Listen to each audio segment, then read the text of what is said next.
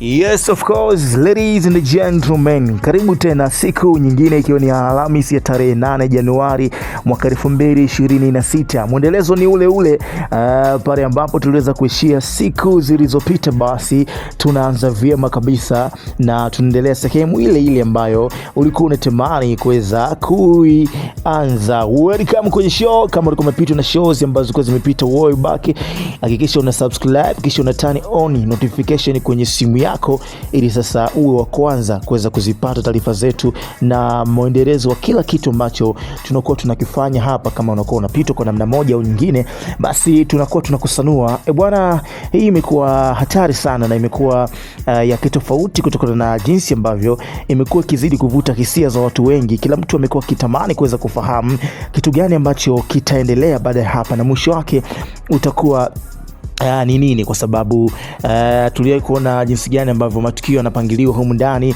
jinsi watu wanapopambania ndoto zao, kila mtu anapambania nafasi yake katika maisha yake, na kila mmoja amekuwa tukifahamu siri mbalimbali ambazo zipo kwenye of course kwenye harakati hizi ambazo tumekuwa tunazifanya. So big shout out kwa wewe ambaye mpaka sasa hivi upo na sisi, na nikukumbushe tu usiache kusubscribe kisha ruhusu notification kwenye simu yako ili wa kwanza kuweza kuzipata taarifa zetu zote ambazo tunakuwa zidrop.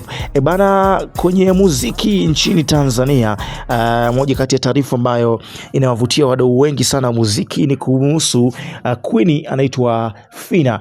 Bana, yeye kwa mara ya kwanza kabisa amefunguka kuhusiana na ushiriki wake kwenye tamasha kubwa la Afrima Music Village litakalofanyika Ikeja City Mall, Lagos, Nigeria. Sasa Phina amesema kuwa kushiriki katika jukwaa hilo ni pamoja na wasanii mbalimbali kutoka Afrika ni jambo la linalompa hamasa kubwa sana, na akisisitiza kuwa tukio hilo linaonyesha umoja, nguvu na uzuri wa muziki Afrika unapounganisha wasanii kutoka katika tamaduni tofauti tofauti.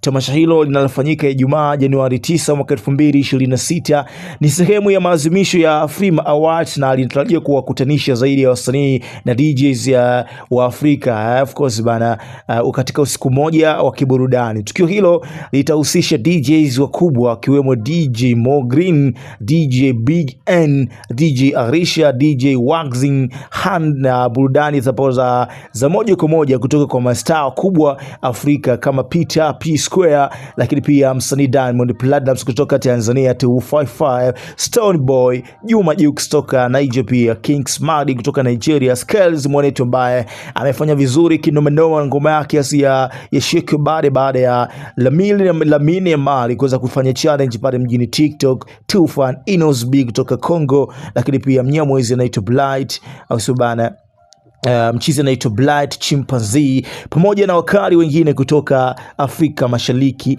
na Kati. Kupitia ushiriki wake, sasa Phina anaendelea kuwakilisha Tanzania kimataifa, huku akizidi kufungua milango ya fursa na ushirikiano mpya kwenye soko la muziki wa Afrika. Good news kwenye muziki wa Tanzania, na tunaongeza of course wawakilishi kwenye muziki wa Bongo Flava katika mipaka ya Tanzania. Let's go. Hapa ni Classic Media 24.